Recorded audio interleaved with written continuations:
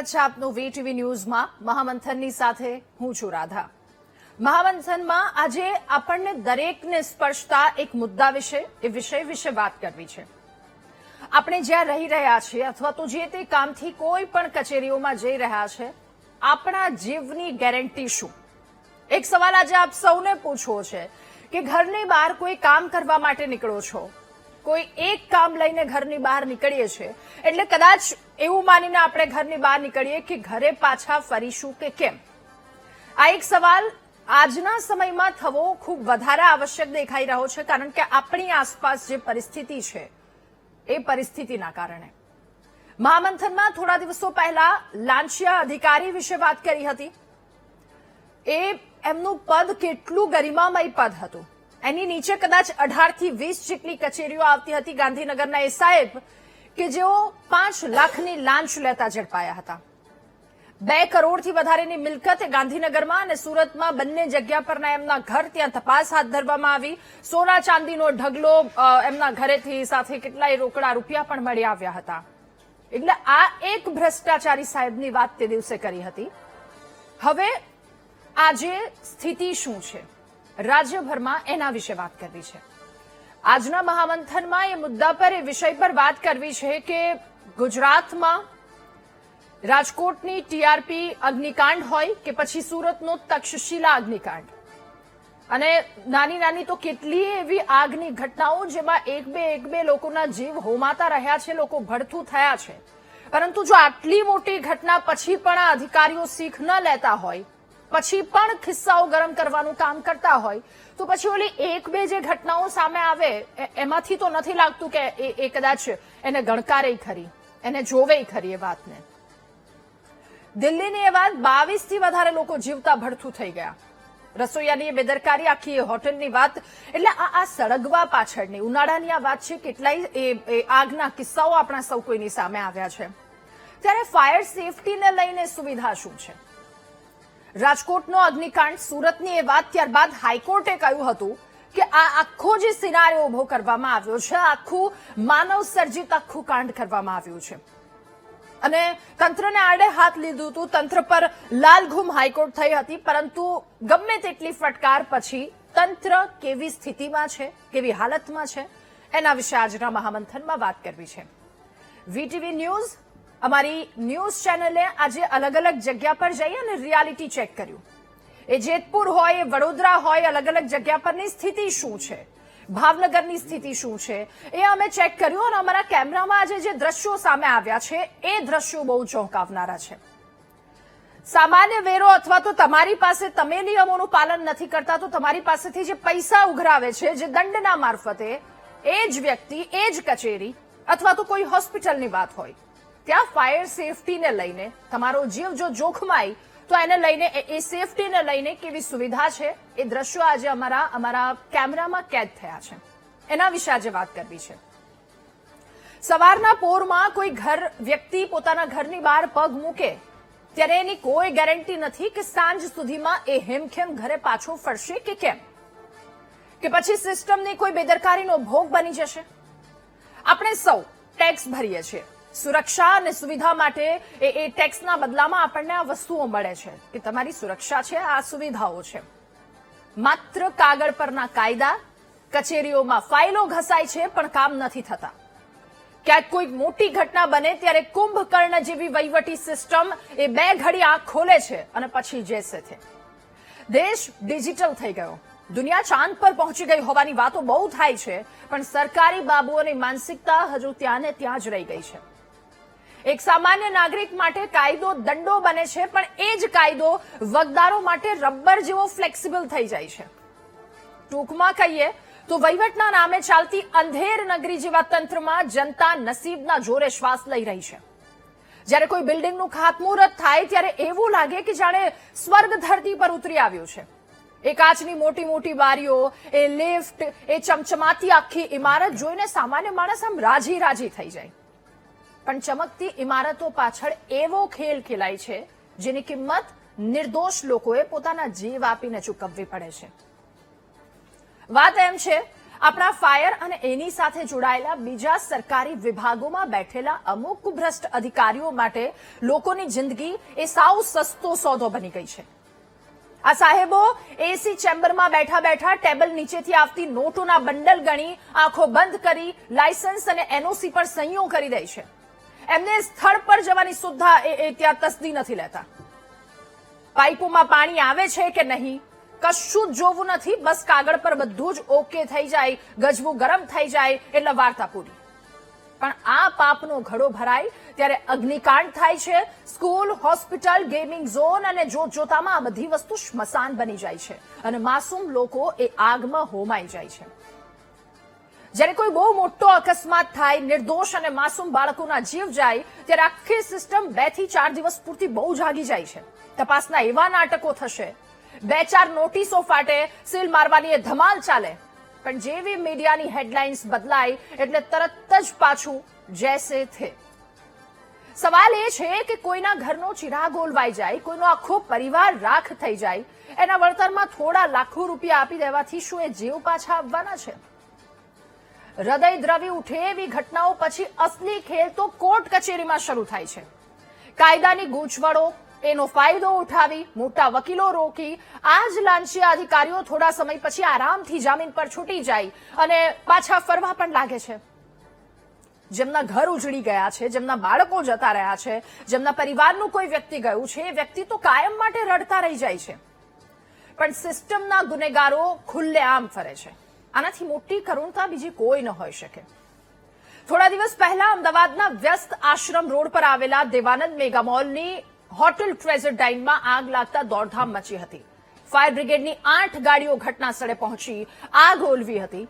ગાંધીનગરની વાત કરીએ, ટ્રિપલ આયન નામની હાઈરાઇઝ બિલ્ડિંગના 13મા માળે આવેલી એક ફ્લેટમાં શોર્ટ સર્કિટના કારણે ભયાનક આગ લાગી. ફાયર વિભાગની 5 ગાડીઓ પહોંચી રેસ્ક્યુ કામગીરી કરી અને આવી તો કેટલી આગની ઘટનાઓ. જ્યાં અધિકારીઓની લાલચે લોકોના જીવ જોખમાય છે, તો દિલ્હીની હોટલમાં લાગેલી એ આગમાં 21 લોકોના મોત થયા હતા. જોકે હજુ એમાં તપાસ ચાલુ છે. ભ્રષ્ટ અધિકારીઓના પાપે નિર્દોષ લોકો કાળનો કોળિયો બની રહ્યા છે. થોડા દિવસ પહેલા ગાંધીનગરમાંથી વિદ્યુત વિભાગનો મુખ્ય વિદ્યુત નિરીક્ષક અશ્વિન ચૌધરી લાંચ લેતા ઝડપાયો હતો, જેની શરૂઆતમાં જ વાત કરી. આ સાહેબની ખુરશી નાની સૂની નહોતી. આખા ગુજરાતના ઘરો, મોટી મોટી ફેક્ટરીઓ, અબજો રૂપિયાના પ્રોજેક્ટ વીજળીના મોરચે સેફ છે કે નહીં એ જોવાની મુખ્ય જવાબદારી આ અશ્વિન ચૌધરીની હતી. કાયદાની રૂએ એનું કામ એ હતું કે જ્યારે કોઈ નવો પ્રોજેક્ટ કે નવી મોટી વીજળી લાઈન ત્યાંથી નખાય છે ત્યાં એને રૂબરૂ જવું પડે સ્થળ પર. વાયરિંગ બરાબર છે કે નહીં, શોર્ટ સર્કિટ થાય એવું મોટું જોખમ છે કે નહીં, અકસ્માત થાય તો એની સામે પૂરતી સુરક્ષા છે કે નહીં, આ બધું જ જાતે ચેક કરી પછી સેફટી સર્ટિફિકેટ અને એનઓસી આપવાની એ ટોચની સત્તા સરકાર તરફથી એમને સોંપવામાં આવી હતી. 1,70,000 જેટલો પગાર કદાચ આસપાસ એમનો પગાર હતો, તોય લાંચ લેવી હતી. આ લાંચિયાએ પોતાની આટલી ગંભીર અને જવાબદારીવાળી ફરજને કમાણીનું સાધન બનાવી દીધું હતું.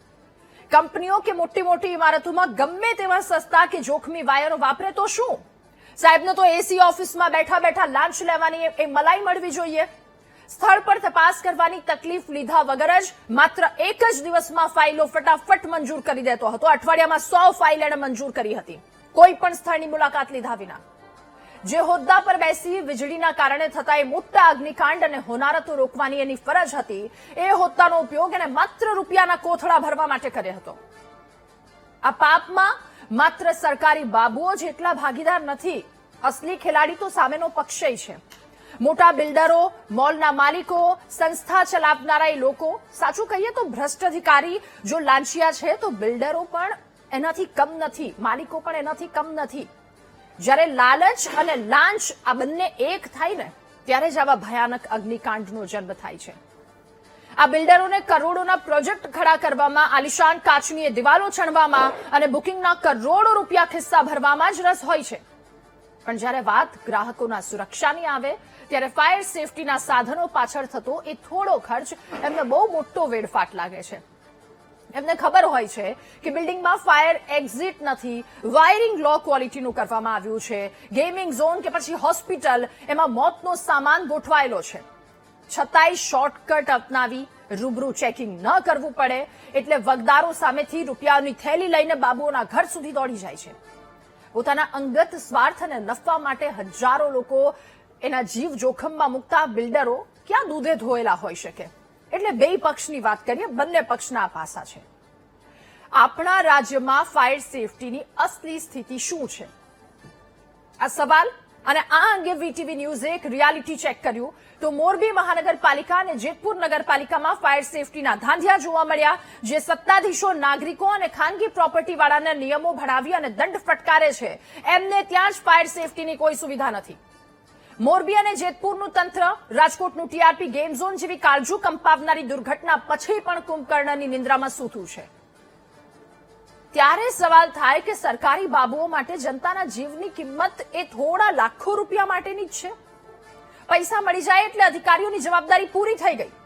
એસી ઓફિસમાં બેસી ખોટી રીતે અપાતા અથવા તો ખોટી એનઓસી અગ્નિકાંડને શું ખુલ્લા આમંત્રણ સમાન નથી? સવાલ એ પણ કે સેફટી વિના ક્યાં સુધી નિર્દોષ લોકોના જીવ જતા રહેશે? આ તંત્ર સુધરવાનું નામ ક્યારે લેશે? આટલી ઘટનાઓ ઘટી તેમ છતાંય હજુ નથી સુધરી રહ્યું, તેમ છતાંય હજુ આવી ઘટનાઓ છે.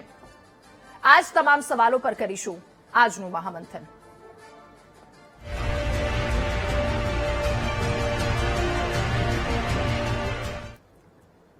અને આજે વીટીવી ન્યૂઝની ટીમ અલગ અલગ જગ્યા પર ગઈ અને ત્યાં રિયાલિટી ચેક કર્યું કે એકચ્યુઅલમાં સ્થિતિ શું છે. તક્ષશિલાથી લઈ રાજકોટ ટીઆરપી ગેમ સુધી કેટલીય આગની ઘટનાઓ, લોકો જીવતા ભૂંજાયા, તમામ જગ્યા પર અમારી ટીમ ગઈ, અમારા સંવાદદાતા ત્યાં જઈ અને રિયાલિટી ચેક કર્યું. તંત્રએ બોધ નથી લીધો. વડોદરાની વાત કરીએ, કરોડો રૂપિયાનું આ સરકારી કુબેર ભવન રામ ભરોસે છે.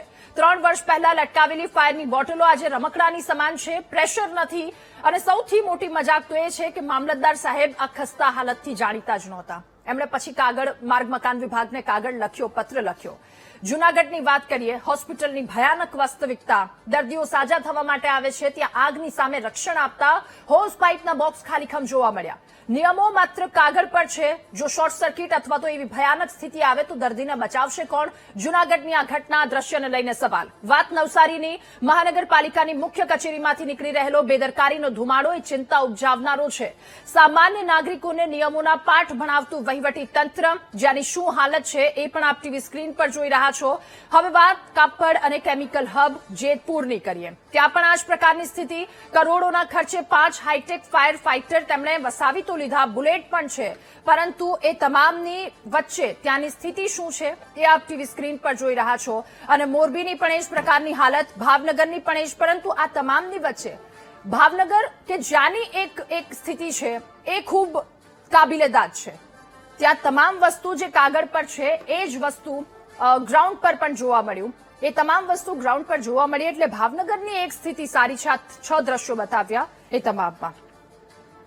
આ જ સવાલ પર આજે ચર્ચા કરવી છે કે કાગળની સેફટી ગ્રાઉન્ડ પર શું એ કાર્ડ બનીને આવે છે? મહામંથનમાં આપણી સાથે ગેસ્ટ પેનલમાં નેતા ભાજપ સ્નેહલભાઈ જોશી જોડાયા છે, નેતા કોંગ્રેસ ગીતાબેન પટેલ આપણી સાથે જોડાયા છે, આર્કિટેક્ટ અને સંશોધક રાહુલભાઈ શાહ આપણી સાથે જોડાયા છે, તક્ષશિલા કાંડના પીડિત જેમાં પોતાના પરિવારજનને ગુમાવ્યા હતા દિનેશભાઈ કેવડિયા આપણી સાથે જોડાયા છે, ટીઆરપી ગેમ ઝોન રાજકોટના પીડિત એમને પણ પોતાના પરિવારજનને ગુમાવ્યા છે તુષારભાઈ ગુરેશા આપણી સાથે જોડાયા છે, અને નિવૃત્ત ફાયર અધિકારી દીપકભાઈ ગુંજાલ કે જેઓ થોડી જ વારમાં હમણાં મહામંથનમાં આપણી સાથે જોડાશે. આપ સૌનું ખૂબ સ્વાગત છે મહામંથનમાં. શરૂઆત દિનેશભાઈ આપનાથી કરવી છે. સુરતનો એ તક્ષશિલા અગ્નિકાંડ, ત્યારબાદ આપણને એવું લાગ્યું કે આ બેદરકાર, આ ઘોર નિંદ્રામાં સૂતેલું તંત્ર હવે એને બુદ્ધિ આવશે, હવે જાગશે અને હવે થોડીક કામગીરી કરશે નિયમો પ્રમાણે. પણ એ સુરતના થોડા વર્ષો જાય છે દિનેશભાઈ, પાછો એ રાજકોટનો અગ્નિકાંડ સર્જાય છે અને રાજકોટના અગ્નિકાંડ બાદ પાછા વર્ષો જાય છે. આ તમામ જગ્યા પરની સ્થિતિ જૈસે થે. એક પરિવારજનને ગુમાવ્યા પછી એટલી તો આશા હોય કે મારું પરિવાર પીખાયું છે, હવે બીજી જગ્યાએ આવી સ્થિતિ ના આવવી જોઈએ, અને તેમ છતાંય પછી આવી અલગ અલગ જગ્યા પરની હાલત જોઈએ તો કેટલું કાળજું કંપે? દિનેશભાઈ. નમસ્કાર રાધાબેન. જી, આજે આ વિષય ઉપર બોલવાનો મોકો આપ્યો એ બદલ તમારો આભાર. જે પોતાના વ્યક્તિ ગુમાયો હોય ને એને જ ખ્યાલ હોય છે, કારણ કે પોતાનું દર્દ પોતાને ખબર હોય છે. આજે સુરતની અંદર ટેક્સટાઇલ હબ ગણાય છે સુરત. એક પણ દિવસ એક પણ દિવસ એવો નથી જતો કે નાની મોટી આગ નથી લાગતી. અને માલનું નુકસાન થાય છે, ભગવાનની દયા છે, જાનનું નુકસાન ઓછું થાય છે, પણ માલનું નુકસાન તે લોકોની જિંદગી ખરાબ કરી નાખે છે. પોતાની દુકાન, પોતાનું ટેક્સટાઇલ યુનિટમાં આગ લાગે, આખું સ્વાહા થઈ જાય છે. અને ઉપરથી પાછા દંડ લે છે મહાનગરપાલિકા. એક તો પોતાનો ધંધો વિખાઈ જાય છે, મોટી મોટી ફેક્ટરીઓમાં આગ લાગી જાય, મોટી ટેક્સટાઇલ માર્કેટોમાં આગ લાગી જાય છે. અને એનું મોટામાં મોટું કારણ છે તંત્રની બેદરકારી. તંત્ર તક્ષશિલા કાંડ થયા પછી તંત્રએ જો જ્ઞાન લીધું હોત તો, શક્તિ બતાવી હોત, તો આજે આ ટીઆરપી સુધી આપણે ના પહોંચ્યા હોત. 7 વર્ષ થઈ ગયા તક્ષશિલાને, હજી કેસ ક્યારે પૂરો થાય એ નક્કી નથી. ન્યાયની વાત તો દૂર છે, સજાની વાત તો તમે ભૂલી જાઓ. કારણ કે આજ દિવસ સુધી તમે બે પક્ષ કીધા કે એક ભ્રષ્ટાચાર કરે છે અને એક ભ્રષ્ટાચાર કરાવે છે, પણ એક ત્રીજો પક્ષ પણ છે, રાજકીય પક્ષ. એની શેહ વગર કોઈ વસ્તુ, કોઈની તાકાત નથી અધિકારી કે રાજકારણીના શેહ વગર એ કરી શકે. આ 7 વર્ષનો મારો અનુભવ છે. હું સુપ્રીમ કોર્ટ સુધી લડ્યો છું, આરટીઆઈ કરીને બધા ડેટા મેં કઢાવ્યા છે. હજી મારી પીઆઈ સુપ્રીમ કોર્ટમાં પેન્ડિંગ છે સરકાર ઉપર. એક પણ અધિકારી નાનો અથવા મોટો કોઈની હિંમત નો હાલવી જોઈએ કે હું આ સાઇન કરું છું, એક લોકો માટે નુકસાન જાય. પણ એને ખબર છે કે મને કાંઈ નથી થવાનું. તક્ષશિલાના આરોપી જયારે તારીખ હોય, દર તારીખે હું કોર્ટમાં હાજર હોઉં છું. એક પણ તારીખ 7 વર્ષમાં મેં મૂકી નથી. જયારે આરોપીઓ આવે ને, એટલે એને મનમાં કશું જ નથી. ફાયર બ્રિગેડના અધિકારી જે આરોપી બનાવ્યા છે ને, એ તો એનો ડ્રેસ પહેરીને આવી જાય છે તારીખ ભરવા. એને એટલું ગર્વ છે કે અમે સુરત મહાનગરપાલિકા તારીખ છે ભરવા આવ્યા છે, અમે આરોપી છે. તમે વિચાર તો કરો, એને કેટલો કોન્ફિડન્સ છે કે મને કાંઈ નહીં થાય. અમારી સામે હસતા નીકળી જાય છે. અને તમે ભ્રષ્ટાચારની વાત તો આપણે એક થોડોક વિશેષાર કરું છું. 4 દિવસ પહેલા સુરતમાં એક ડિમોલેશન થયું, તમને ખબર હશે. મહાનગરપાલિકાને ખબર જ નથી. 100 ઘર તોડી નાખ્યા. તમે વિચાર તો કરો, 100 પરિવારોને રોડ ઉપર લાવી દીધા. માથે ચોમાસું આવે છે અને મહાનગરપાલિકાને મેયરને પૂછ્યું તો મોઢા બંધ, કમિશનરને પૂછ્યું તો હાલતી પકડી. સરકાર એક પણ અધિકારી સરકારી બોલવા તૈયાર નથી કે કોણ હતું. અને તપાસના નાટકો ચાલે છે. અરે નાના છોકરાને ખબર પડે કે ભાઈ ત્યાં પોલીસ બંદોબસ્ત માંગ્યો છે, પોલીસને બોલાવો કે ભાઈ કોના સહી વાળો તમને બંદોબસ્ત લેટર આવ્યો હતો, અને બોલાવો એ અધિકારી દૂધ ને પાણીનું પાણી પણ કરાવે છે અધિકારીઓ અને રાજકીય પક્ષો, બીજું કોઈ નથી કરાવતું. ઓકે દિનેશભાઈ. તુષારભાઈ, હવે આપની પાસેથી જાણવું છે, ટીઆરપી અગ્નિકાંડ જે રાજકોટનો આખો થયો, એ કારણ કે હું ત્યાં હતી અને મેં એ દ્રશ્યો પણ જોયા હતા, એ પરિવારોની શું હાલત હતી આખા, એ હજુ પણ જો યાદ કરીએ તો એ કાળજો કંપી જાય. પરંતુ હજુ આ તંત્ર સુધરવાનું નામ નથી લેતું. તુષારભાઈ. જય માતાજી બધાને. જી, જય માતાજી. બનાવ બહેનો, આપણે તક્ષશિલા બહેનો, એને 7 વર્ષ થયા. ટીઆરડી ગેમઝોન ને 2 વર્ષ થયા. રુચો પુલ થયો, હરણીકાંડ થયો, અને હવે જતા દિલ્હીમાં જે આગ લાગી એમાં 21 જણા તમે કીધું એમ.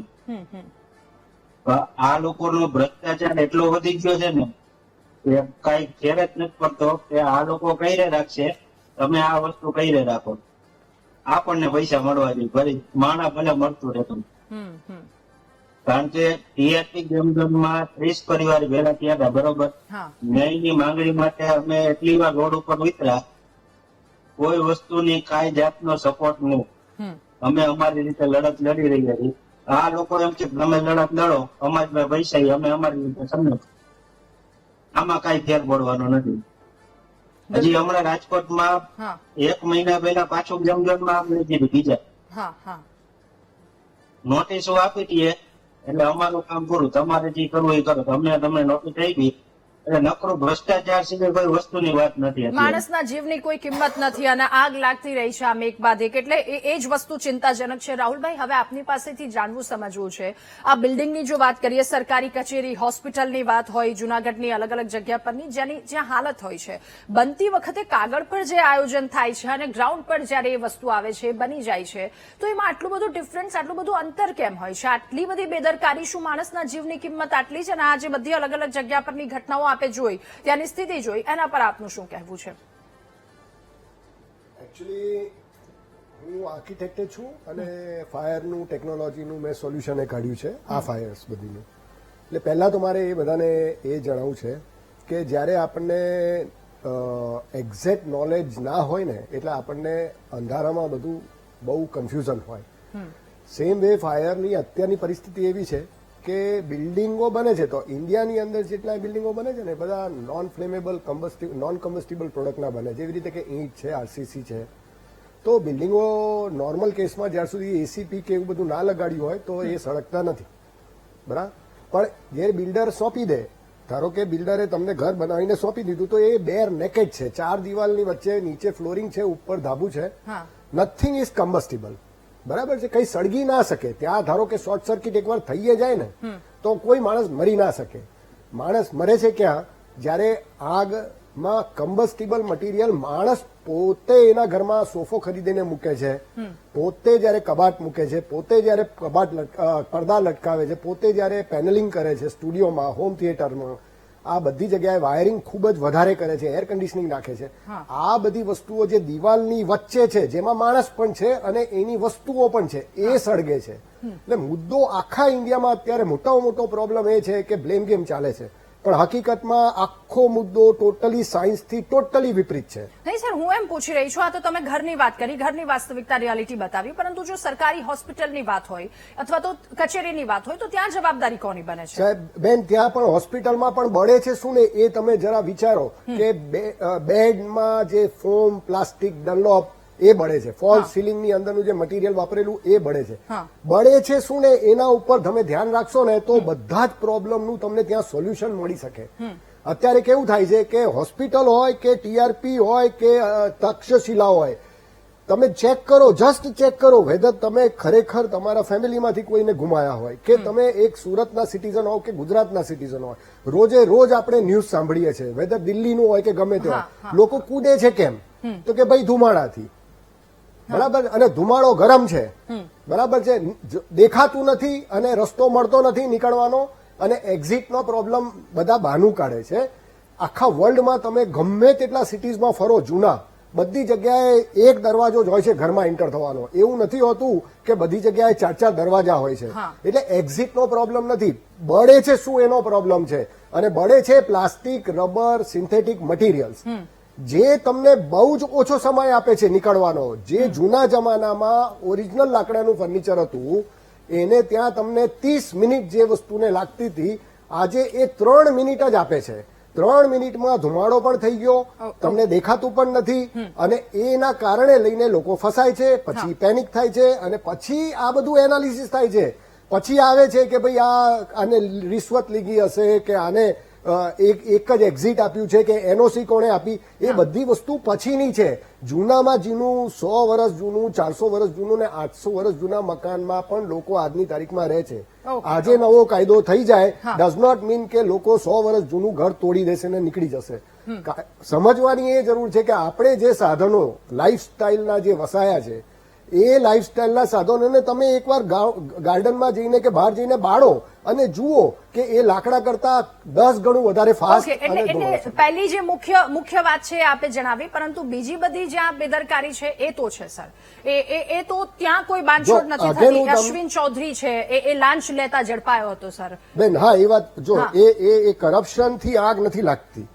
Corruption may be one of the reason, કરપ્શનમાં કંઈક બેદરકારી છે એના કારણે આગ લાગી રહી છે સર. ડેફિશિયન્સી હોય. ટ્રાન્સફોર્મરની જે વાત કરી, એ ટ્રાન્સફોર્મર તો ઇલેક્ટ્રિકલ વસ્તુ છે, એને આઉટસાઇડ છે, એના અંદર કોઈ માણસ મળતું નથી. આપણે ઇનસાઇડની વાત કરીએ, ટીઆરપી ઝોન કે આપણે તક્ષશિલા, હું તમને ક્લિયર કટ કહી દઉં, તક્ષશિલાની અંદર ટાયરો હતા, થર્મોકોલ હતું. હા, હા. બેન હવે એલાઉડ જ નથી એ આ ટાઈપના એ ફ્યુલ જ તમે વસ્તુ છે. અગેન હું એ જ સવાલ પૂછી રહી છું, નથી અલાઉડ તો અલાઉ કોણે કર્યું? ત્યાં જ ધ્યાન રાખવાની જરૂર છે ને. ઓકે સર, આ તો ખૂબ વધારે લાંબુ ચાલે એમ છે. ગીતાબેન, હવે આપની પાસેથી જાણવું સમજવું છે આખી આ બધી ઘટનાઓ જે સામાન્ય નાગરિક પાસેથી દંડ વસૂલે છે કે તમે આટલું છો તો તમારે આટલો દંડ આપવો પડશે. હવે ત્યાંની સ્થિતિ શું છે આપે અમારા કેમેરામાં એ રિયાલિટી ચેકમાં આપે જોયું. રાધા, હું એવું માનું છું કે લગભગ બિલ્ડિંગોમાં જઈએ છીએ તો ફાયર સેફટીના નામે માત્ર 2-3 અધિકારીઓ પહેલા આવશે, પછી ચેક કરશે, પછી બધી વ્યવસ્થા ઓકે નહીં હોય તો નોટિસ આપશે. એટલે પછી ત્યાંના લોકો જઈને થોડું સાહેબને સેટિંગ બેટિંગ કરીને થોડું ટેબલ નીચેથી કરીને વહીવટો પૂરા થઈ જાય છે. રાહુલભાઈ સાથે એગ્રી હું એટલે નથી, કારણ કે હું ઉદાહરણ આપીશ એનું. વિદેશોમાં લોકો લાકડાના મકાનમાં રહે છે, ત્યાં તો કોઈ દિવસ આવી ઘટનાઓ આપણે કોઈ કાંડ નથી જોયા હોય તો મને કહેજો, એટલે પૂરું થયા પછી કહું. આપણે સુરતની ઘટનામાંથી કશું નથી શીખ્યા, આપણે રાજકોટની ઘટનામાંથી ઘણી બધી ઘટનાઓ આપણે ગુજરાતની અંદર બની આપણે નથી શીખ્યા. અને હમણાંની તાજી ઉદાહરણ કે 13 માળનું બિલ્ડિંગ, આપણે હાઈ રાઇડ બિલ્ડિંગોના બહુ મોટા સપના જોઈએ છે, એની બીઓ પરમિશનો આપી દઈએ છીએ, પણ આપણી પાસે સંસાધનો છે કે નહીં કે 13મા માળે કે 15મા માળે કે 25મા માળે આગ લાગે છે તો આપણી પાસે ત્યાં સુધી પાણી પહોંચે એવી વ્યવસ્થા આપણી પાસે નથી. તો આપણે એ બિલ્ડિંગોની પરમિશનો શા માટે આપીએ છીએ? કારણ કે એ તો આપણો દેશ છે એ ભગવાન ભરોસે ચાલે છે, રામ ભરોસે ચાલે છે, અને આપણા ત્યાં એવી સિસ્ટમ છે કે આગ લાગે ત્યારે જ આપણે કૂવો ખોદીએ છીએ. આપણે બધાએ જોયું કે ત્યાં ફાયર સેફટીના સાધનો આવ્યા પણ પાણીનું પ્રેશર નહોતું, એટલે આપણે કોઈને બચાવી નથી શકતા. અને એવી પરિસ્થિતિ ગુજરાતની અંદર અવારનવાર બને છે. અગ્નિની ઘટનાઓ, જે કાંડ જે ગુજરાતમાં બની રહ્યા છે અને રોજ આપણે સાંભળીએ છીએ, રોજ ડિબેટોમાં જોઈએ છે, અને એની પાછળ પણ ફાયર સેફટીની પાછળ પણ આપણે બધા કમસે કમ 162 થી 200 કરોડ સુધીના બજેટો ફળવાય છે, એના બજેટો ફળવાય છે, પણ આપણે અત્યાર સુધીમાં કોઈને બચાવી નથી શક્યા. આ જ્યાં પણ અગ્નિની જે જ્વાળા ફેલાય છે, ફાયર સેફટીના સાધનો પણ આપણે જોઈએ છે, બીઓ પરમિશન વખતે બહુ બધું ચેકિંગ થાય છે અને અધિકારીઓ ઓફિસમાં બેઠા બેઠા બીઓ પરમિશન પણ આપી દે છે. તો આના સપોર્ટે અધિકારીઓના કારણે પ્રજા શા માટે દંડાય, પ્રજા શા માટે પોતાનો જીવ જોખમમાં મૂકે? હું રાત દિવસ કાળી કમાણી કરી અને સરકારને ટેક્સ આપું છું. શું કામ આપું છું સરકારની તિજોરીમાં ટેક્સ? હું ભડથું થવા માટે આ સરકારને ટેક્સ આપું છું? તમે રોડ રસ્તા નીકળો, ખાડા પડી જાય તો મારે ટેક્સ તો હું સરકારને ચૂકવું છું.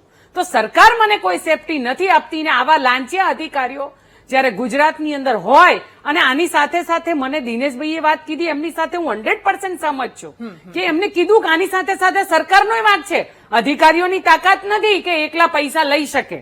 તો એની અંદર પણ સરકાર પણ જવાબદાર છે કે કરોડો રૂપિયાના જયારે બજેટો એની પાછળ ફળવાતા હોય, કરોડો રૂપિયાના આપણે પગારો ચૂકવીએ છીએ, ઓફિસોમાં બેસે છે, એના લાઇટ બિલો ભરીએ છીએ, એની પાછળ કરોડો રૂપિયા વેડફીએ છીએ, તો એની જવાબદારી કોણ લેશે? તો એ જવાબદારી સરકારની છે. કારણ કે આટલી મોટી હાઈ રાઇડ બિલ્ડિંગો બનતી હોય તો એની પાછળ પ્રજાની સેફટી શું છે, સામાન્ય માણસની સેફટી શું છે, આ બધા જ કરોડો રૂપિયા આપ્યા પછી પ્રજા તો અંતે ભગવાન ભરોસે આ ગુજરાતની અંદર જીવી રહી. ઓકે, એ જ સવાલની સાથે સ્નેહલભાઈ આપની પાસે, પરંતુ એ પહેલા દીપકભાઈ આપણી સાથે જોડાયા છે, નિવૃત્ત ફાયર અધિકારી, જેમને આખી જિંદગી લોકોના જીવ બચાવવામાં આવી ફાયરની ઘટનાઓ હોય ત્યાં પહોંચ્યા છે, એટલે ગ્રાઉન્ડ રિયાલિટી એમની પાસેથી બહુ સારી રીતે સમજી શકીશું. સર, આપની પાસેથી એ જાણવું છે, આ ભાવનગરની સરટી હોસ્પિટલ જેટલું કાગળ પર છે તંત્ર બરાબર સજ્જ દેખાયું, એ સરાહનીય કામગીરી. તો શું એવી જેતપુર, નવસારી, જુનાગઢ, વડોદરા તમામ જગ્યા પર કેમ નથી? અને નથી તો એની પાછળનું કારણ શું હોઈ શકે?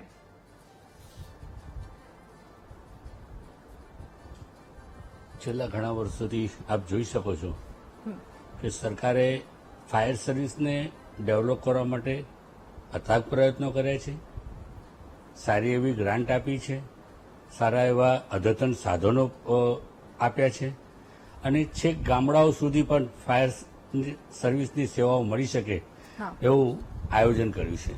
જ્યાં સુધી વડોદરા ડિસ્ટ્રિક્ટની હું વાત કરું કે અમદાવાદ, સુરતની અંદર કે રૂરલ આખો સર્વિસ ફાયરની એ લોકોને સારી મળી રહે એ માટે તાલુકાઓ સુધી ફાયર સર્વિસો નવા બનાવવામાં આવ્યા, એ લોકોને વાહનો આપવામાં આવ્યા, અને સાથે સાથે જે રીતે હમણાં બેને વાત કરી કે હાઈરાઇઝોની પરમિશનોની વાત છે કે વ્યવસ્થાઓ છે, તો આ માટે પણ સરકારે આપણને હાઈરાઇઝ બિલ્ડિંગમાં ઇમરજન્સીમાં સેવા આપી શકાય એવા વાહનો આપણને પ્રોવાઈડ કરવામાં આવ્યા છે અને તે અત્યારે મોટાભાગની નગરપાલિકાઓ પાસે દરેક જણ પાસે છે.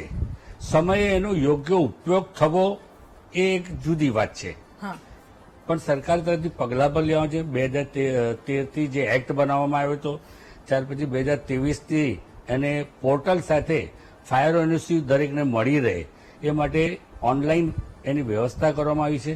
આ વ્યવસ્થાનો યોગ્ય ઉપયોગ કરવો એ દરેક વ્યક્તિની એક જવાબદારી છે.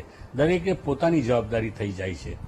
હવે પોતાનામાં અવેરનેસ ન હોય અને તે એવી જગ્યાએ રહે કે જે જ્યાં રહેતો હોય ત્યાં એવું, જે રીતે આર્કિટેક્ટ ભાઈએ પેલા ડેવલપર ભાઈએ વાત કરી, નિહાલભાઈએ, કે એ પોતે ઘરમાં એટલું કમ્બસ્ટિબલ મટીરિયલ ડેકોરેટિવ વસાવતો હોય છે કે એને પોતાને નથી સમજ કે આમાં જો આગ અકસ્માત થશે તો મારા ઘરના વ્યક્તિઓ ક્યાંથી બહાર નીકળશે, બહાર નીકળવાનો માર્ગ કેટલો મોકળો રાખવો છે, રસ્તામાં ટીપોય આવી જાય છે, અથવા દરવાજા સુધી જતા સુધી એવી વ્યવસ્થાઓ હોય છે કે જે મટીરિયલ જે સળગે છે અને એમાંથી જે કાર્બન ડાયોક્સાઇડ, કાર્બન મોનોક્સાઇડ જે ડેવલપ થાય છે એનાથી ગુંગળામણને જે થાય છે, માણસ ટૂંક સમયમાં જ એ પોતે બેહોશ થઈ જાય છે, સક્ષમ નથી રહેતો પોતાને બહાર લઈ જવા માટે કે અન્યને મદદ કરવા માટે.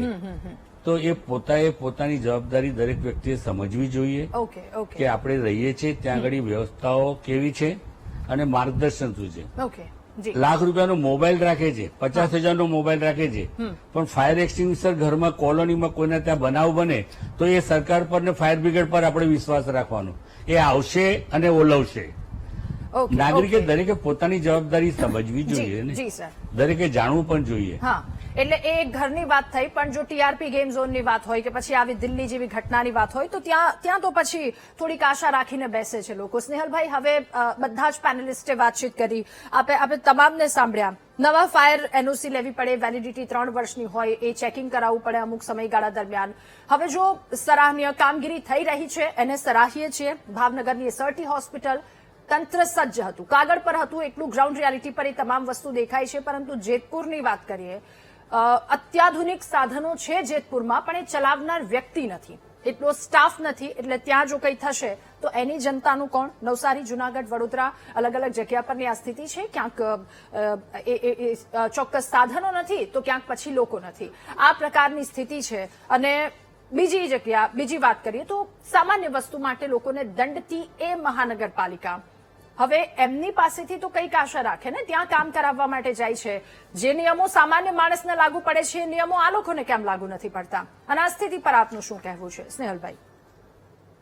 ગુજરાતની અંદર જે ડિઝાસ્ટર મેનેજમેન્ટ છે તેનું આખું જે પદ્ધતિ છે, એની ટાઈપ છે, એ રીતે બદલાઈ છે કે પહેલા ફક્ત રિલીફ ઉપર ધ્યાન અપાતું હતું, હવે પ્રિપેર્ડનેસ જે છે તે વધી છે. સાથે સાથે આપણે અનેક આયામો, આપણી આ ડિબેટના પેનલિસ્ટે જે વાત કરી, જેમ રાહુલભાઈએ કીધું કે એક ઘરની અંદર શું કમ્બસ્ટિબલ છે, ત્યાંથી પેલા દીપકભાઈએ પણ કીધું કે દરેક વ્યક્તિને પોતાની જે છે તે કાળજી લેવી. આપણે ત્યાં જે પીડિત પરિવારના વ્યક્તિઓ છે એમને પણ એમની જે વાત વ્યક્ત કરી. તો મારે એ જ કહેવું છે કે જે આક્ષેપ અમારી સરકાર પર થાય છે, તો આક્ષેપ તમે ક્યારે કરો કે કોઈ પણ જગ્યાએ સરકારે ત્યાં આરોપીઓને બચાવવાનો પ્રયાસ કર્યો, એવું ગુજરાતમાં કે ક્યાંય નથી થયું. મારા ભાઈએ એક દિલ્હીની પણ વાત કરી તો ત્યાં ગેરઇરાદતન હત્યાનું કલમ લગાડી અને એની ઉપર જે છે તે એક્શન લેવાની વાત કરી છે.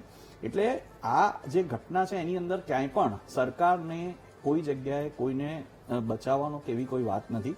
આપણે જો વાત કરતા હોય, મારા મોટા બહેને જે આક્ષેપ કર્યો કોંગ્રેસના કે આ લોકો કંઈ નથી કરતા, ફક્ત 1 થી 7 જૂન 2026 અમદાવાદ ફાયર એન્ડ ઇમરજન્સી સર્વિસની અંદર 53 નોટિસ અપાઈ છે. 37 જે એનઓસી એક્સપાયર થઈ ગઈ હતી એની પર જે છે એક્શન લીધી છે. 12 જે વાયોલેશન્સ હતા એના પર કડક પગલા લીધા છે. હું ફક્ત 1 વીકની રાધા વાત કરું છું. 4 નોન ફંક્શનલ સિસ્ટમ્સ હતી એને બદલી છે.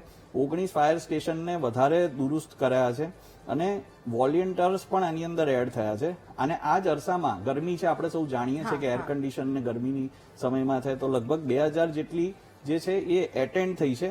અને ખાલી રેસ્ક્યુ માટેના 119 તો રિવરફ્રન્ટની આસપાસ જે પણ લોકોને એક્સિડન્ટ નાના મોટા હોય એવું છે, અને એવું કહે છે કે એક પણ જીવન 33 જણા જે છે તેને બચાયા છે. એટલે આગની ફક્ત પણ કોક ડૂબતા બચાયા વગેરે. એટલે જે પ્રિપેર્ડનેસની જે વાત છે આ પ્રકારે છે. બીજું જે ખૂબ જ દુઃખદ ઘટના થઈ હતી આપણા પ્લેન ક્રેશની, એમાં 3 ફાયર સ્ટેશન એક્ટિવ થયા હતા, અને જે કહે છે પાણી નથી હોતું, 7.5 લાખ લીટર પાણી, 100 થી વધારે ઇમરજન્સીના જે બધા અધિકારી જે લોકો હતા, 100 થી વધારે ટોટલ ઇમરજન્સી વેહિકલ્સ, 61 એએમસી ના ફાયર ફાઈટર્સ. એટલે આ એ ઘટના દુઃખદ હતી, આવી ક્યાંય થવી ના જોઈએ. પણ જયારે થાય છે તો સરકારની જે પ્રિપેર્ડનેસ છે એ પ્રોપર છે, એ આ આટલી મોટા સ્કેલની ઘટના પણ આપણને બતાવે છે. સાથે સાથે જે વાત થાય છે તો હાઈરાઇઝ બિલ્ડિંગ જયારે બને, તો એક ઉદાહરણ આપું કે કોઈ મોલ બને છે તો એની અંદર મલ્ટિપલ કંપનીઝ હોય છે, એ લોકોના પોતાના પણ રાધા નિયમ હોય છે. આજે વીટીવી ની આપ ઉદાહરણ આપું છું કે આપ ઓફિસ ચલાવો છો તો મીડિયાના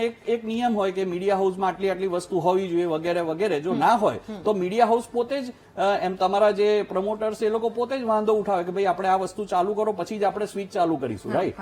સો બેઝિકલી મારું એ જ કહેવું છે કે જયારે હાઈરાઇઝ બિલ્ડિંગની વાત થતી હોય, હાઈ એન્ડ કોમર્શિયલ બિલ્ડિંગ્સની વાત થતી હોય, તો એમાં ઘણી બધી એન્ટિટીઝ હોય છે, એમએનસી કંપનીઝ હોય છે, ભારતની પણ મોટી મોટી ટાટા અને એવી બધી કંપનીઝ હોય છે. એ બધાના નોર્મ્સ જે છે તે ફોલો થાય છે, ને એમાં ફાયર સેફટી દરેક કંપનીનું, તમે કોઈ પણ કંપનીનું જોશો તો એમાં ફાયર સેફટી હોય. એટલે એ રીતે એ જે પ્રિપેર્ડનેસ છે એ જે મકાનની અંદર જે વસ્તુ છે એ છે. બીજું એક વાત છે કે રાહુલભાઈ મારા સિનિયર આર્કિટેક્ટ છે, હું વર્ષોથી એમની અંડર ઘણા બધા પ્રોજેક્ટમાં પણ ટ્રેન થયો છું, એમની આખી સફર પણ મેં જોઈ છે ફાયરની, એમની રિસર્ચની. એટલે હું કહું છું કે એમના જેવા અનેક લોકો જે આની અંદર જે ડિટેલમાં ગયા છે એ લોકોએ ખૂબ જ મહેનત કરીને સજેશન્સ આપ્યા છે, અને વર્ષોથી ગુજરાતની જે સિસ્ટમ છે એને ધીરે કરીને એને અપગ્રેડ કરી છે. એમાં મટીરિયલ્સ હોય, એમાં નીચેથી તમે અત્યારે કોઈ પણ રાધા આપને ઉદાહરણ આપું કે કોઈ પણ બિલ્ડિંગમાં કોઈ પણ ફ્લોર પર અમદાવાદમાં આગ લાગે તો નીચે જ તમારે ફાયરનું પાણીનું કનેક્શન આપવાનું હોય છે, અને ઓટોમેટિક એ પ્રેશરથી જાય છે.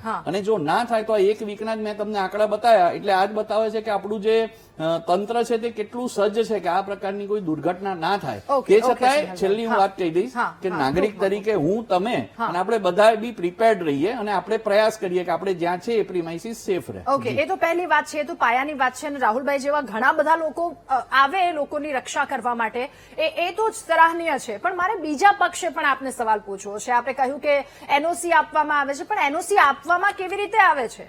એક અઠવાડિયામાં 100 આમ ફાઇલો પાસ કરી દે છે આ અશ્વિન ચૌધરી નામનો વ્યક્તિ, મુખ્ય વિદ્યુત નિરીક્ષક, 18-20 કચેરી જેમના નીચે છે, કેટલા લાખો રૂપિયા લે છે, 5 લાખની લાંચ લેતા ઝડપાયા. આવા પર અંકુશ, જો મેં પહેલા શરૂઆતમાં કહી દીધું સરાહનીય કામગીરી છે અને સેલ્યુટ છે, પણ નથી ત્યાં તો સવાલ ઉઠે. સ્નેહલભાઈ, જો હું ફરીથી કહું છું કે તંત્રની અંદર જયારે આપણે અત્યારે શાંતિથી એક એર કન્ડિશન સ્પેસમાં બેઠા છે, ફાયરના ઘણા બધા કર્મચારીઓ અત્યારે ક્યાંક ને ક્યાંક મહેનત કરી રહ્યા છે. આપણે એ લોકોને તંત્રના જે ભાગ છે, જે ગમે તે સ્તર પર છે, પણ એ લોકો કામ કરે છે, બરાબર? અને એટલે જ આપણે લોકો સારી રીતે સેફટીથી રહી શકીએ છીએ. રાધા, બીજી વાત હું તમને કહું કે તમે જે વાત કરી કે જે ભાઈ કરપ્શનમાં પકડાયા, તો આ જે એક સરકારની જ લાલ આંખ છે, અને સરકાર આવા લોકોને છોડતી જ નથી. અને આ જે પણ પ્રમાણે એમને જે સોલર પેનલ્સ ની કંઈક અંતર્ગત, મને એ વિષયનો ખ્યાલ છે કે સોલર પેનલ લગાડી કે નહીં એની સાઇટ વિઝિટ કર્યા વગર કંઈક એ લોકો એનઓસી આપતા હતા, અને સરકારને ધ્યાનમાં આવ્યું એટલે તરત જ એન્ટી કરપ્શન ડિપાર્ટમેન્ટને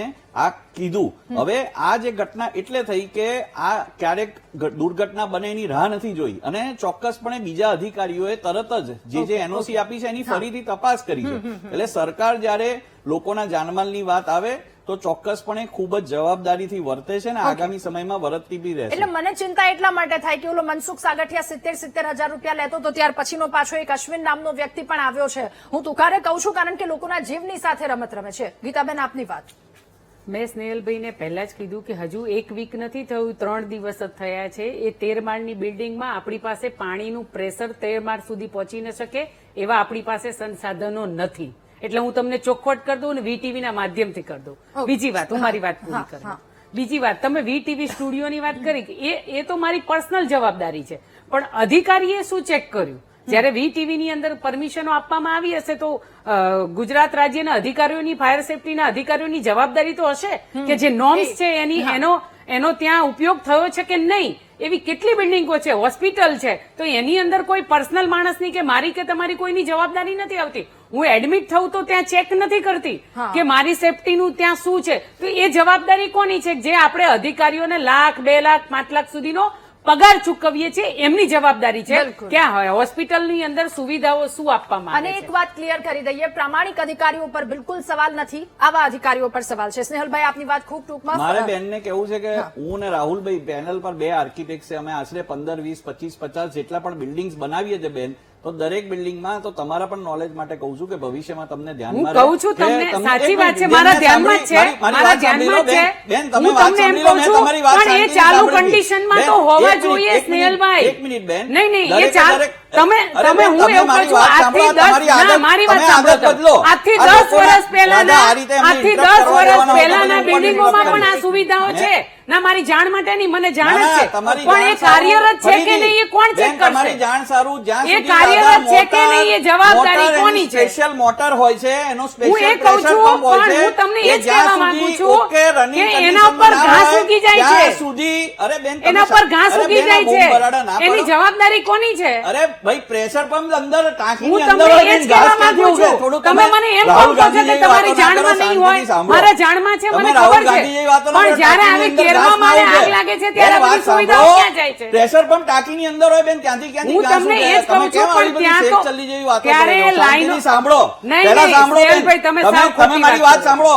ટેન્ક ને પાણીની ટાંકી, હું એના તમને એ હોસ, કહું એના છું, પ્રેશર પંપ તો એ બધું ચેક અગ્નિકાંડમાં ક્યાં કરીને હતું? એક બિલ્ડિંગ ને એ રાજકોટની NOC અંદર આપવામાં ક્યાં આવે છે. હતું? આપણા એ ગુજરાતની જે અંદર આ પણ રાજકોટનું કાંડ ગેમ જેવું ઝોનમાં દુઃખદ છે, આપણા પણ ત્યાં અમદાવાદના ગેમ થર્મોકોલ ને ઝોનમાં આગ લાગી પેટ્રોલના ત્યારે લીધે ક્યાં આ આગ વધી આપણે સૌ જાણીએ છીએ. એટલે તમે ખોટા આપણા સિંધુ અધિકારીઓના ભવન નામે રોડ તમે પર આગ લાગી સરકારને ત્યારે જે ખોટું safety ક્યાં લાયસન્સ હતી? લગાવવાનો સ્નેહલભાઈ, પ્રયાસ કરો ખોટી છો, વાત ક્યાં ખોટું કરી? છે. સ્નેહલભાઈ, ઓકે, અરે બિલકુલ સાચી છે, ટાંકી, ભાઈ. પંપ, તમારી જાણ સારું પંપ અંદર ગુજરાત પાણીમાં હોય ત્યાં રાજકોટમાં ઘાસ ના ઉગે. અગ્નિકાંડ બન્યો, TRP એટલે તમે ભાઈ, થોડું સ્નેહલભાઈ, વિચારીને અગ્નિકાંડ બોલો. બન્યો, આગળ ત્યારે વધો. અમારી ભણેલા સેફટીઓ ગણેલા ક્યાં લોકો હતી? સાંભળે છે. એટલે તમે ઓકે, ઓકે, ઓકે, ઓકે, ઠીક છે. તુષારભાઈ, પંપ હોય એમાં ઘાસ ના ઉગે. ઓકે, ગીતાબેન, સ્નેહલભાઈ, ઓકે, તુષારભાઈ આપની વાત તુષારભાઈ ખૂબ ટૂંકમાં આપની વાત રજૂ કરશો.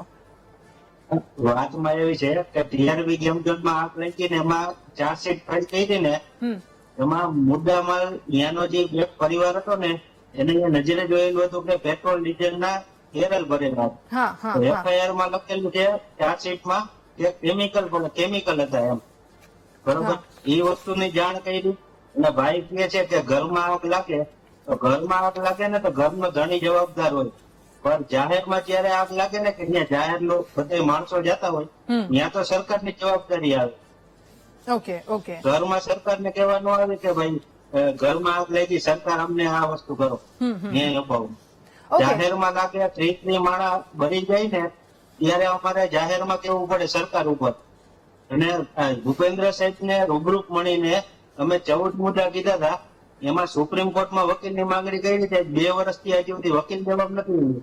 ઓકે, ઓકે, તુષારભાઈ, મારે રાહુલભાઈ આપની પાસેથી હવે સર એ સમજવું છે કે આ બધી ઘટનાઓ ઘટે છે ક્યાંક ને ક્યાંક આપના ધ્યાનમાં આટલા સમયથી આપ રિસર્ચ કરો છો એ બધી વસ્તુ આવી હશે કે શું ઘટી રહ્યું છે અથવા તો એ શું કડી છે જો માત્ર આગની ઘટના આગની બિલ્ડિંગમાં આગની વાત કરીએ તો પછી એ શું ખૂટતી કડી આપને દેખાઈ રહી છે અને ત્યાં શું નવીન લાવવાની જરૂર છે? એક્ઝેક્ટલી જે મેં તમને આગળ કીધું કે સિન્થેટિક મટીરિયલનો પ્રોબ્લેમ છે એ વર્લ્ડ ઓવર રિસર્ચ થઈ ચૂકેલી વસ્તુ છે અને ઇન્ડિયામાં ઘણી આઈઆઈટીઓએ પણ કીધું છે કે આ નાની જગ્યામાં લો વોલ્યુમની અંદર સિન્થેટિક મટીરિયલનો લોડ 3 ગણો વધી ગયો છે, 10 ગણો ફાસ્ટ છે અને ટોક્સિક ધુમાડો એનામાં બીજો 10 ગણો વધારે નીકળે છે. એટલે પ્રોબ્લેમ હેઝ ગ્રોન 100 ટાઈમ્સ અને we are using old technology which ease of 1960s. હવે તમે એક વસ્તુ સમજો, તમે ટીવી ઉપર પ્રોગ્રામ રિલે કરો છો, અહીંયા તમે લેટેસ્ટ સાધનો વાપરો છો, કેમ તમે જૂના સાધનો નથી વાપરતા? સમય બદલાતા તમારે બધું એ પ્રમાણે કરવું જોઈએ. તો નવી ટેકનોલોજી માટે નવા ઇનોવેશન્સને એડપ્ટ કરવા માટે આપણા ત્યાં જે માળખું હોવું જોઈએ એ અત્યારે ચાલી રહ્યું છે ઇન્ડિયાની અંદર. એક સ્ટાર્ટઅપ્સ વિશે ને ઘણું બધું ચાલી રહ્યું છે પણ હજી જે સ્પીડે પ્રોબ્લેમ છે એ સ્પીડે સોલ્યુશન નથી આવી રહ્યું. બાકી એનું સોલ્યુશન બની ગયું છે પણ આ ટીવીના સિરિયલમાં હું મારી પર્સનલ વાત ના કરી શકું પણ અધરવાઇઝ આ જ બધા પ્રોબ્લેમનું ઇન્સ્ટન્ટેનિયસ જે તમે કીધું કડી શું છે, the missing link is time. The time in which the fire happens, that is the missing link because you are getting only 1 minute window to put off that fire. Forget about the fire brigade coming, forget about the water reaching the pump. એ બધી વસ્તુને તો 10-10, 15-15 minute થાય છે, પણ તમે TRP mall જોઈ લો કે તમે તક્ષશિલા જોઈ લો, આ બધા ત્યાં સેકન્ડોનો પ્રોબ્લેમ છે, મિનિટોની તો વાત છોડો. તમારે વિડીયો જોવી હોય તો તમે ટીઆરપી મોલની વિડીયો જોઈ લો. 53 સેકન્ડની અંદર એ લોકોએ 4 જૂના એક્સટિંગ્વિશરમાં વાપર્યા, ન્યૂ બ્રાન્ડેડ પણ જૂના ટેકનોલોજીના. એ 4 વાપર્યા પછી પેલા લોકો થાકી ગયા અને ભાગ્યા છે.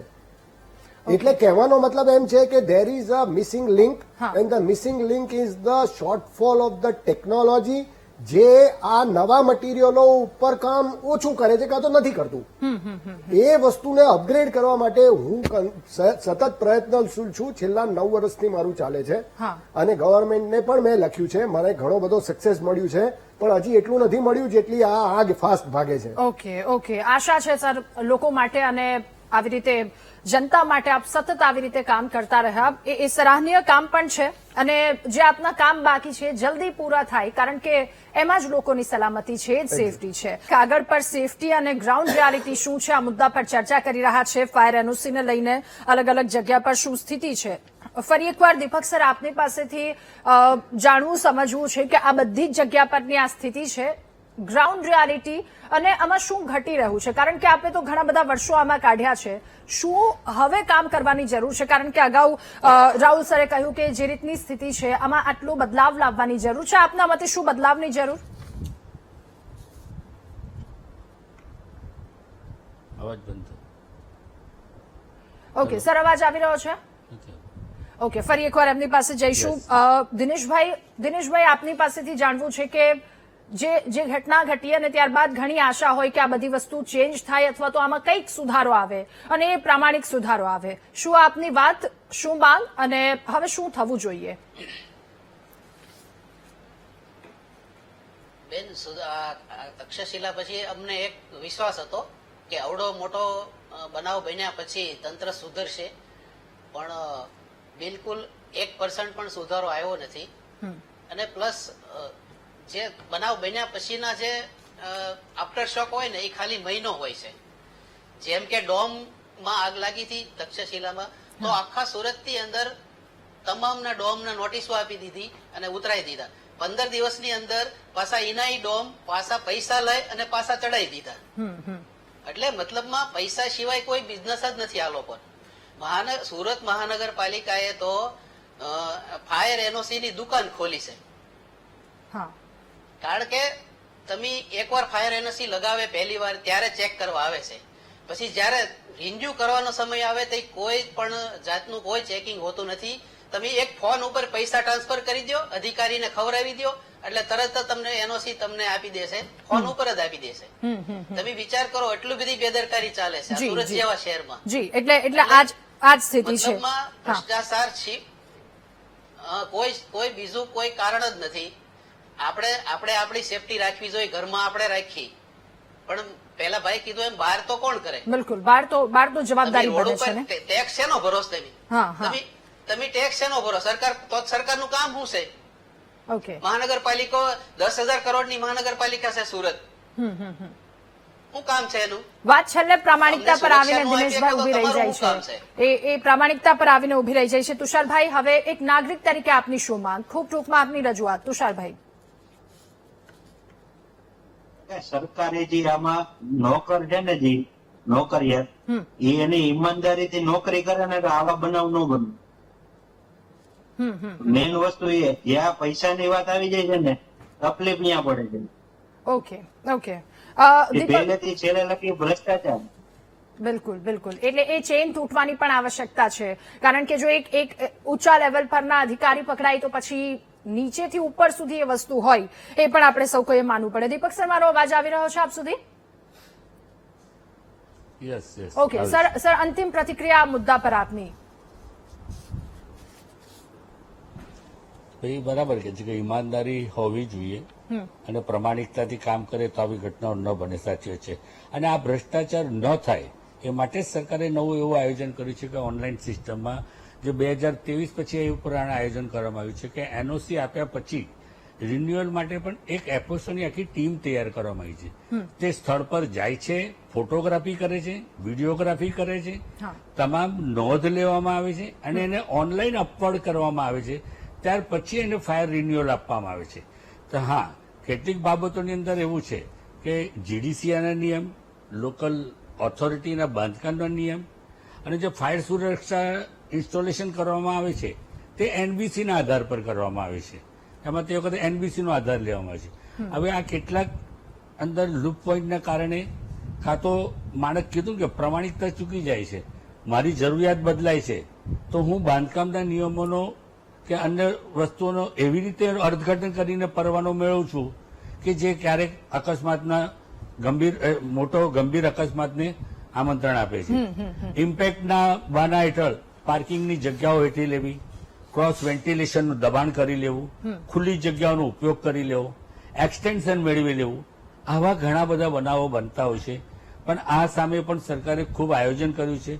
દર 3 વર્ષની એનઓસી પછી દર 2 વર્ષે રિન્યુઅલ આપવામાં આવે છે. એના માટે એફએસઓની ટીમ નક્કી કરવામાં આવી છે. નો ડાઉટ એમાં કેટલાક સુધારાઓ સમય જતા હવે કરવામાં આવશે અને વધુ સશક્ત રીતે થાય અને ભ્રષ્ટાચાર ઓછો થાય એ માટે જ આ આયોજન કરવામાં આવ્યું છે. તેમ છતાં જો એવું કોઈ વ્યક્તિ પકડાય અથવા કોઈ એવી માંગણી કરતો હોય તો આજનો યુવાન એટલો સમજદાર અને આગળ વધી ગયો છે કે એ લોકોએ આગળ આવીને એની કમ્પ્લેન કરવામાં કે એના સામે કાર્યવાહી કરવામાં રોકવું ન જોઈએ. એટલે કરપ્શન વ્યક્તિઓને સાથ સહકાર ન આપવો. જી બિલકુલ, નિયમો છે પરંતુ નિયમોનું યોગ્ય રીતે પાલન થવું પણ ખૂબ વધારે આવશ્યક છે. રાહુલભાઈ, આપની ખૂબ ટૂંકમાં આ મુદ્દા પર અંતિમ પ્રતિક્રિયા, શું થવું જોઈએ, શું ન થવું જોઈએ? ખૂબ ટૂંકમાં. મોડર્ન પ્રોબ્લેમ્સ માટે મોડર્ન સોલ્યુશન જોઈએ. એટલે હું સ્નેહલભાઈને કહીશ, કેમ કે અત્યારે એ આપણા કરંટ સરકારને રિપ્રેઝેન્ટ કરે છે કે નવી ટેકનોલોજી છે જ, એને તમે કઈક રીતે એનો તમે સરકારમાં અવેરનેસ કરો કે આ ટેકનોલોજીથી લોકોની જાન બચી શકે એમ છે. તમે બધાના જૂના ટેકનોલોજી, નવી ટેકનોલોજીને કમ્પેર કરો. કમ્પેર કરીને જુઓ કે કયું વસ્તુ જલ્દી ધુમાડો રોકે છે, કઈ વસ્તુ ટેમ્પરેચર કેટલી જલ્દી કાઢે છે, કઈ વસ્તુ ઓક્સિજનને બગાડતી નથી, અને પછી તમે એને સ્ટાર્ટ કરો. કેમ કે સ્ટાર્ટઅપ તો થઈ ગયું, પણ જે અમલમાં મૂકવા જોઈએ એના માટે ગવર્મેન્ટે ક્યાંક ને ક્યાંક હજી થોડું કંઈક કરવાની, ઘણું બધું કર્યું છે. હું એમ કહું છું કે 75% કર્યું છે, પણ હજી બાકીનું થોડું બાકી છે. જો એ કરી નાખે તો કદાચ આપણે India will show the world કે there is a place and there is a solution which the world is taking from India. Okay, અને એ જે 25%ની વાત આપે, 20-25%ની વાત કરી, ત્યાં સુધી પહોંચવું તો મુશ્કેલ બનશે જો આવા અધિકારીઓ નહીં હોય. જો તમામ પ્રામાણિક હશે તો બહુ જલ્દી પહોંચી જશું. ગીતાબેન, ટેક્સ ભરે છે લોકો એટલે સામે એટલી આશા તો રાખવાના જ છે કે થોડીક સેફટી આપી દો. બિલકુલ, અત્યારે તો એક સાંધીએ તે તૂટે એવી પરિસ્થિતિ હોવા છતાંય ગુજરાતની જનતા અને દેશની જનતા રાતદાડો કમાણી કરીને આ સરકારને ટેક્સ ચૂકવે છે. તો ચોક્કસ સામાન્ય માણસ ટેક્સ ચૂકવે છે તો એની સાથે આશા ને અપેક્ષા હોય, પણ આપણે આશા એટલે રાખી શકીએ. સુરત છે એ આપણે સૌથી મોટું હબ કહીએ છીએ કાપડ માટેનું, એવું ને એવું જેતપુર છે બીજું. તો આયે દિન આપણે કાપડની દુકાનો સડકતી આપણે જોઈ છે. અગ્નિકાંડ જોયો ને તો ઘણા વર્ષ થયા. અત્યારે દિનેશભાઈ જેવા લોકો ન્યાય માટે હજુ પણ દોડી રહ્યા છે અને ધક્કા ખાઈ રહ્યા છે. તો આજ રોજ નવી દુકાનો સળગે એવી ઘટનાઓ બને છે. તો એમાંથી ચોક્કસ સરકારે અને અધિકારીઓએ શીખ લેવી જોઈએ કે લોકોનું જાનમાલનું પણ નુકસાન થઈ રહ્યું છે, એ પોતે પાયમાલ પણ થઈ રહ્યો છે. એવી ને એવી જેતપુરની અંદર પણ સૌથી મોટું કાપડનું બહુ જ મોટું કહેવાય કે કારખાનાઓ છે નાના મોટાથી લઈને. તો એમાં પણ આપણે શીખ લેવી જોઈએ કે કોઈ ઘટના ન બને ને એની આપણે રાહ જોતા હોય અને એ ઘટના બન્યા પછી સામાન્ય કોઈ નાનો દુકાનદાર હોય કે કોઈ સામાન્ય નાનો ધંધો ચલાવતો હોય તો આપણે એને દંડીએ છીએ. મોટા લોકો છૂટી જાય છે, મોટી માછલીઓ છૂટી જાય છે, નાના નાના લોકો એને દંડાય છે ફાયર સેફટીના નામે. એટલે એ જાગૃત બનીને આશા એવી આપણે રાખી શકીએ કે ગુજરાતની અંદર એ ટીઆરપી ઝોન જેવા ઘટનાઓ ન બને, કારણ કે આપણે દીકરાઓ ન ગુમાવવા પડે. અને સુરતની ઘટના તો આપણે આજ પણ આંખ બંધ કરીએ તો એ નથી ભૂલાઈ શકતી એવી ઘટનાઓ છે અને આજ પણ ન્યાય માટે એ લોકોને તડફડવું પડે છે. તો એવી ઘટનાઓ ગુજરાતની અંદર ફરી ક્યારે ન ઘટે એના માટે તકેદારી પહેલેથી નાનામાં નાના અધિકારીથી લઈને સરકાર સુધીની જવાબદારી છે. એ લાંચિયા અધિકારીઓ નહીં હોય તો જ ગુજરાતની અંદર સામાન્ય માણસનો જીવ બચી શકે. સ્નેહલભાઈ, એ જ સવાલની સાથે આપની પાસે જો ઘણા બધા સવાલો છે અને સાથે લોકોને આશા પણ છે કે અહીંયા સુધી પહોંચ્યા છે, હજુ કેટલાક પ્રશ્નો છે એનું સમાધાન આવે, કારણ કે જો ભાવનગરે સાબિત કર્યું તો બીજી બધી નગરપાલિકા, મહાનગરપાલિકા આ વસ્તુને સાબિત કરી શકે એમ છે. હવે એ તો એક વાત થઈ, પરંતુ ટેક્સ ભરે છે તો સામે લોકો એટલી આશા રાખવાના પણ છે. દિનેશભાઈ જેવા કેટલાય પરિવારો છે સુરતના કે પછી રાજકોટના, એ પરિવારો જેમની હાલત, એમની દશા કદાચ આપણે નહીં સમજી શકીએ. આપણા માટે બહુ ઇઝી છે બધી વસ્તુ શબ્દોમાં કહી દેવી, પરંતુ એ પરિવારો જેમની દુકાનો સળગી ગઈ છે એટલે એમનું આખું બધું રાખ થઈ ગયું છે. આ વાત આપણા માટે નોર્મલ હોઈ શકે, પણ એ અધિકારીઓ જે ખિસ્સા ભરી અને નીકળી જાય છે તો એવો દંડ આવવા જોઈએ, એવો સામે ના આવવા જોઈએ. સ્નેહલભાઈ, જો ચોક્કસપણે પ્રિપેર્ડનેસની વાત હોય તો ગુજરાત સરકાર જે છે તે સજ્જ છે. બીજી વાત એ કે આપણે ફાયર સેફટી ઓફિસર, નિવૃત્ત ફાયર સેફટી ઓફિસર શ્રીએ જે વાત કરી એ પ્રમાણે એનઓસી ત્યાં જવાની પ્રક્રિયા બધું ઓનલાઈન થાય છે, એટલે કરપ્શન જે છે એના ચાન્સીસ મિનિમમ છે. આ બીજી વાત છે. ત્રીજી વાત જે રાહુલભાઈએ કરી કે આખી એક ચેન્જ છે કે જે એક આર્કિટેક્ટ કે ક્લાયન્ટ ડિઝાઇન કરતા હોય ત્યાંથી બિલ્ડરથી લઈને જે પણ એને પાસ કરતા હોય, એપ્રુવલ કરતા હોય, તો આ બધી જ જગ્યાએ જ્યારે આ પૂરેપૂરી જેમને કીધું ચોક્કસપણે ટેકનોલોજી જે છે તે અપનાવી છે ગુજરાત સરકારે, અને ખૂબ પહેલા કરતા ઘણું સારું અત્યારે કામગીરી થઈ રહી છે. પણ જે 20-25% એમને કીધું તો ધીરે ધીરે સમયાંતરે એ પણ ઇન્સર્ટ એની અંદર કરીને કરવામાં આવશે. સાથે તમે પણ જે આપણે વિડીયોઝ ને વિઝ્યુઅલ જોયા તો ચોક્કસપણે જેમ સતર્કતાથી આપણે રહેવું જોઈએ. તો મને લાગે છે હું નાગરિક તરીકે પણ ક્યાંય પણ આવું કંઈ જોઉં તો હું કહું છું, પણ સરકાર જે છે તે હું ફરીથી કહું છું કે શહેરોમાં અને મહાનગરપાલિકાઓમાં જે જગ્યાએ જ્યાં પાલન કરવાનું હોય ત્યાં કરવાનો પૂરો પ્રયાસ કરે છે. અને સાથે સાથે જે બિલ્ડિંગ કે જે લોકો કદાચ ના કંઈ કર્યું હોય તો આ પ્રકારે જે મેં છેક અઠવાડિયાની જ વાત કરી તો એમાં આટલા મોટા વ્યાપક પ્રમાણમાં નોટિસ અપાઈ છે અને સીલ પણ મરાયા છે. અને 2 જ વર્ષમાં ખાલી લગભગ 345 અમદાવાદ શહેરમાં, એટલે ઓન એન એવરેજ તમે ગુજરાતમાં ગણો 1000 કરતા વધારે મકાનોને સીલ એટલે માર્યા છે કે લોકોએ વાયોલેટ કર્યું હશે.